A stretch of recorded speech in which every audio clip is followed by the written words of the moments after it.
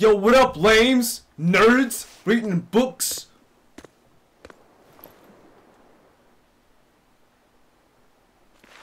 I tell you, well, Grimoire would any not like me. results?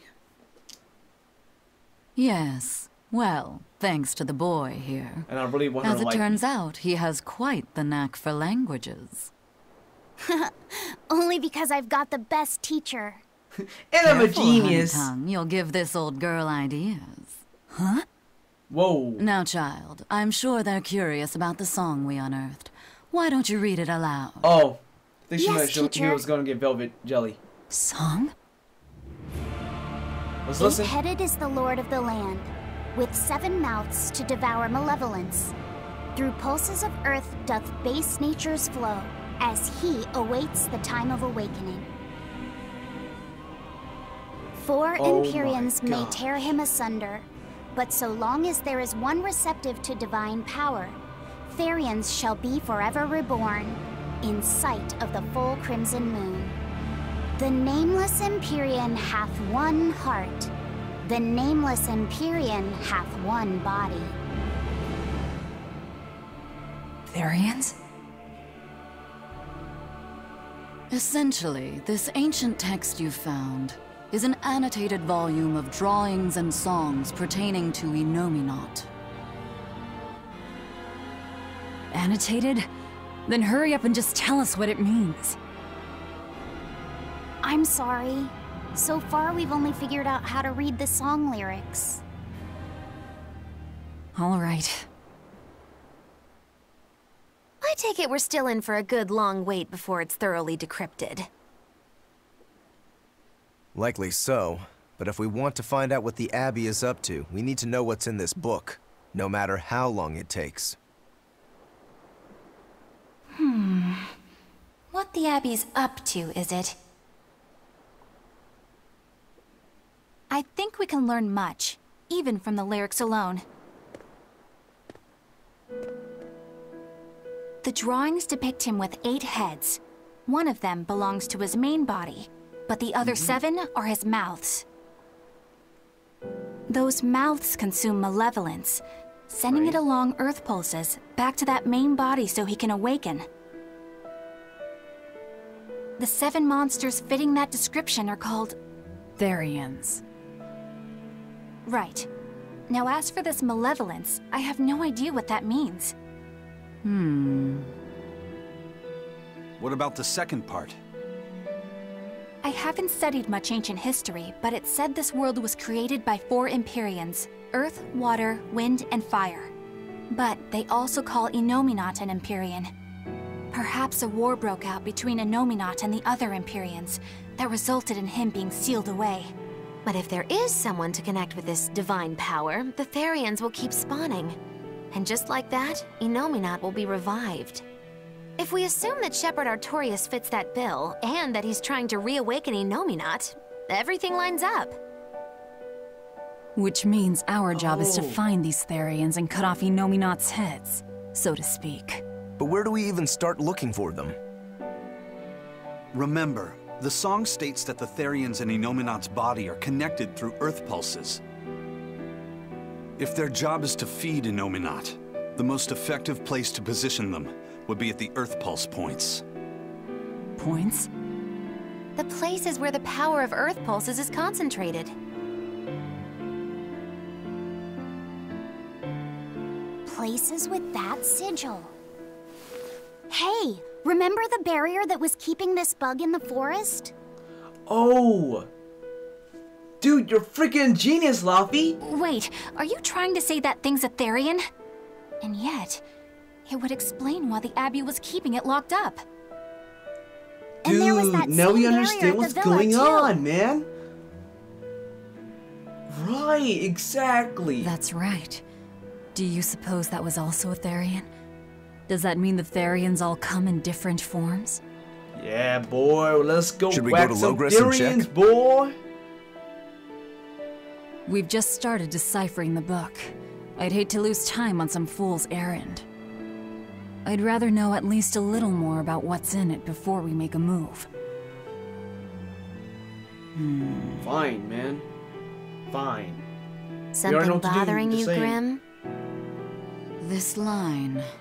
The one about Therians being forever reborn. Whoa, what's going on? I just felt the same thing as I did in Warg Forest.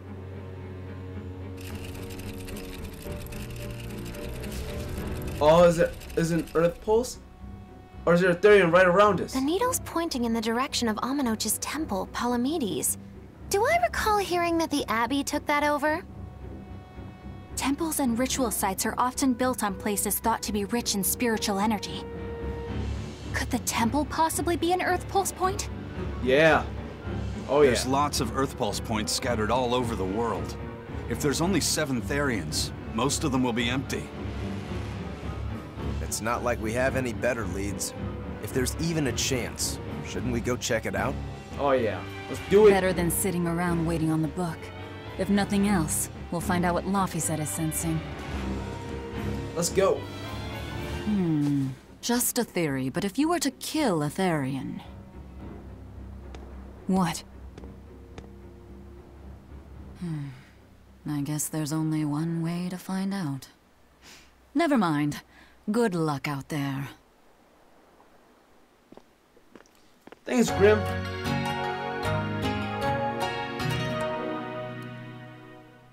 And so we're gonna head to this weird, strange tower and ruin some Therians, boy.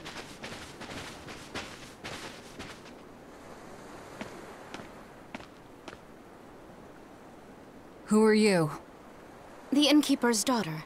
I happened to overhear you all talking about going to Palamedes and... Did you report us to the Abbey? Report? But you already have an exorcist with you. Yeah, If you have any yeah, you're right. business, I was talk testing with her, you. then. You're smart. Good job, citizen. Move along. Go on. Beat it. I'm Eleanor Hume, an exorcist with the Abbey. How might I be of service? I want you to look for someone. A mother and her child went to visit the Abbey grounds, but they haven't returned. They've both gone missing? Yes. The mother's name is Mahina. She's a priestess of Amenoch. And her little daughter's name is Kamoana. Hold on. If she's a priestess of Amenoch... Right. Ever since the Abbey booted her out from the temple, she's been regularly going back to make her objections heard. But one day, she never returned home. And now her daughter has disappeared too. I can only assume that she went to go look for her mother. And you believe they're being held at the temple? Oh no, ma'am. I just can't imagine Mahina would abandon her daughter like that. Kamoana is next in line to succeed her, so she's had a strict upbringing, but her mother truly loves her. Please forgive Mahina for her protests. I was just hoping you could use the Abbey's resources to track them down. I will do everything in my power to find them. Thank you. Thank you so much. Like Kamoana, I grew up with only my mother as family. I can't help but worry for them. Of You course. A bunch of other poor little children. Let's be that off, I Miss know of. Exorcist. Or no, rather. A lot of daughters growing up with just their mothers these days. It's sad, but you know, that's how life is. What can you do, you know? What can you do but hope that things Eleanor. get better? What's your game here? The mother and daughter, you mean? That's on me. I'll search for them myself. I don't care about that. Well, what then?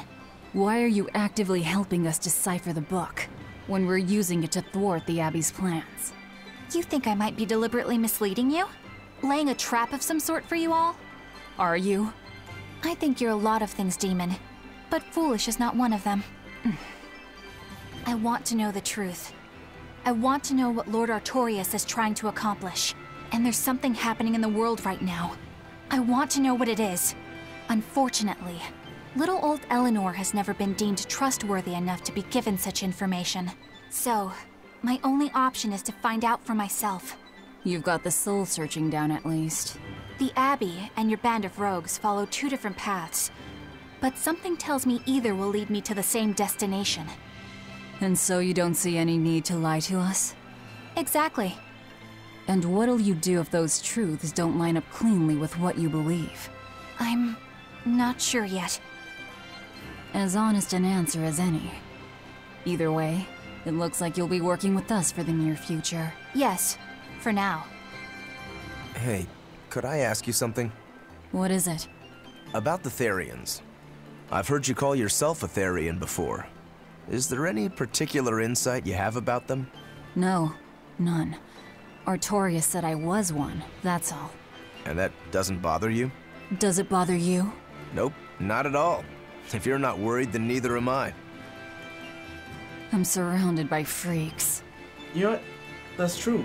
But was that truly the reason Ceres chose me? Because Velvet keeps picking on Madame Eleanor. They're total opposites, so I know they're just gonna clash sometimes, but Velvet takes it too far. You really think they're totally opposite? If Madame Eleanor is a white lily, then Velvet is a black rose. If Madame Eleanor is a soaring Pegasus, then Velvet is a wolf in the shadows. If Madame Eleanor is a plate of spaghetti carbonara, Velvet is squid ink noodles with seaweed. I don't follow you completely, but I think I get the point. I'm sure you understand. The two have nothing at all in common. And since they don't share anything in common, some fighting now and then just can't be helped. Well, they both have beautiful hair. Okay, but we're talking a noble exorcist and an aloof demon. Eleanor sometimes treats you coldly. And Velvet has helped me more times than I can count. Madame Eleanor gives herself fully to the salvation of others, but Velvet is bent solely on revenge. That means they're both motivated by thoughts of others. How is the cheerful and talkative Madame Eleanor at all the same as the brooding, taciturn Velvet? Both of them talk to me when it's just the two of us together. You're just trying to be contrary. I'm only telling you what I've experienced. Actually, I feel that Madame Eleanor isn't really reaching out to me. It's all right if Eleanor doesn't want to talk to you. I'm here for you, Bienfu. You aren't alone. That just makes me feel lonelier.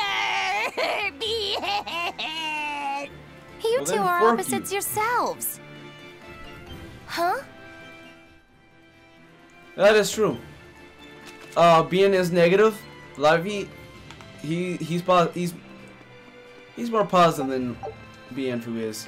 But let's fight this guy because he looks new. Always be on guard. Whoa, what's going on here? It's a hawk. Wing it. Level 29 and 7,460 HP. Weakness, physical attacks. Resistance, unknown. Weak to an arts. Give it by my healing art, please.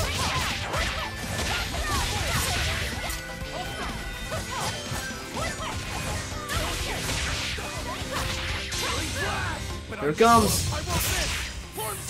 Done. Come on, really? Moving right along then. Wait, which way are we going though? I'm confused. Yeah,